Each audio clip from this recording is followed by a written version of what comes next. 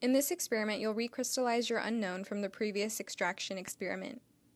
Obtain 3 test tubes containing 40 to 50 milligrams each of your unknown stock chemical. Add 1 milliliter of one of the following solvents to each tube: isopropanol, 30% isopropanol, and water. If the sample shows appreciable solubility at room temperature, it is not appropriate for recrystallization. If it appears to be insoluble or nearly so, proceed to the next step. Add enough tap water to a beaker to sufficiently hold up to 3 test tubes. Heat to near boiling. Remove the sample from the hot water bath and set it in a test tube rack. Observe the sample while it cools. After 3 to 4 minutes, determine if crystallization has occurred.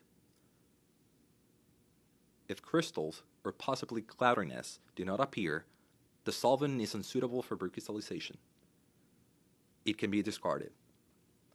If crystallization occurs, you have discovered a solvent suitable for recrystallization.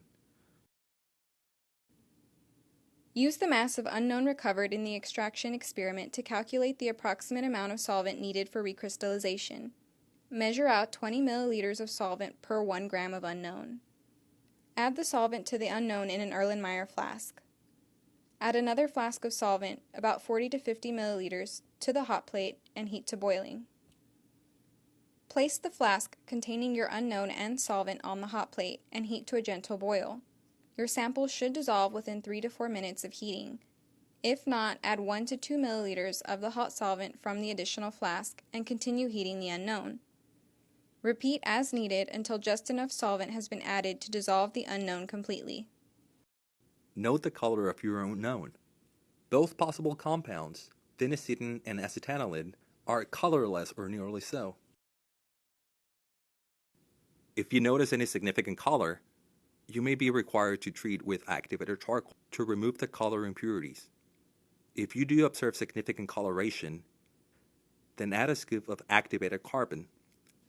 Perform a gravity filtration by pouring the hot mixture into the fluted filter paper. As you pour, divide the solution into 2 to 4 portions so it will not remain in the paper so long that premature crystallization occurs. If crystals do form in the paper, use no more than 5 milliliters of the hot solvent to dissolve them. Set the flask containing the filtrate aside to cool to room temperature. Then cool the flask in an ice bath for at least 10 minutes before performing a vacuum filtration. Isolate your recrystallized unknown via vacuum filtration and pour into the Buchner funnel with the crystals.